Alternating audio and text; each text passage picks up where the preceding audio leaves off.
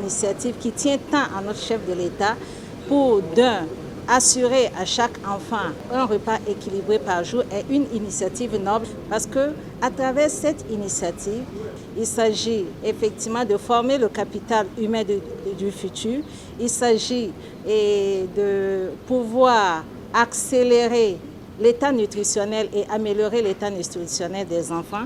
À travers aujourd'hui la rencontre qui a eu lieu, je me félicite vraiment pour les recommandations, les orientations qui ont été données par son Excellence, Monsieur le Premier ministre, entouré des ministres en charge de l'initiative.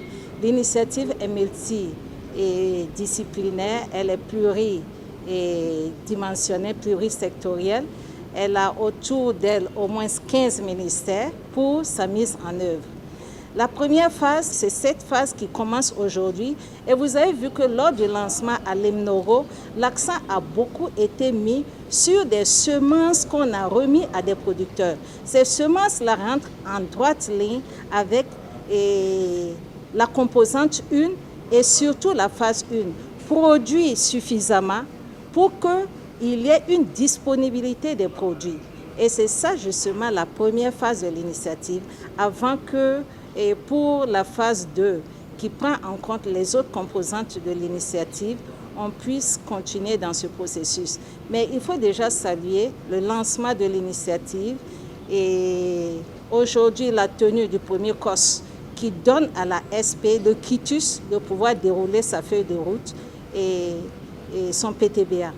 Et cette rencontre nous a permis de faire le bilan de l'avancement de cette initiative, de pouvoir valider la feuille de route, de pouvoir valider le plan de travail et de voir comment on va accélérer la mise en œuvre de cette initiative.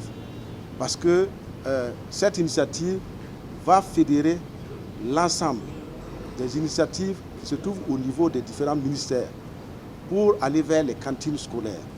Faire en sorte que dans chaque localité, on puisse permettre aux cantines scolaires de répondre véritablement à leur rôle, mais également faire en sorte que les familles vulnérables puissent produire plus et pouvoir nourrir l'ensemble des enfants. Je voudrais dire également que cette rencontre nous a permis de tirer des enseignements par rapport à la mise en place des cantines scolaires, de voir quel est leur état de fonctionnement, qu'est-ce qu'on peut améliorer et faire en sorte qu'il y ait un impact dans l'utilisation des fonds annuels pour les cantines scolaires. Parce que vous savez, il y a au moins près de 18 milliards de francs CFA qui est mis à la disposition du MENA à travers les communes pour ravitailler les cantines. Cela doit vraiment être revu pour que réellement les vivres puissent venir directement aux enfants à temps.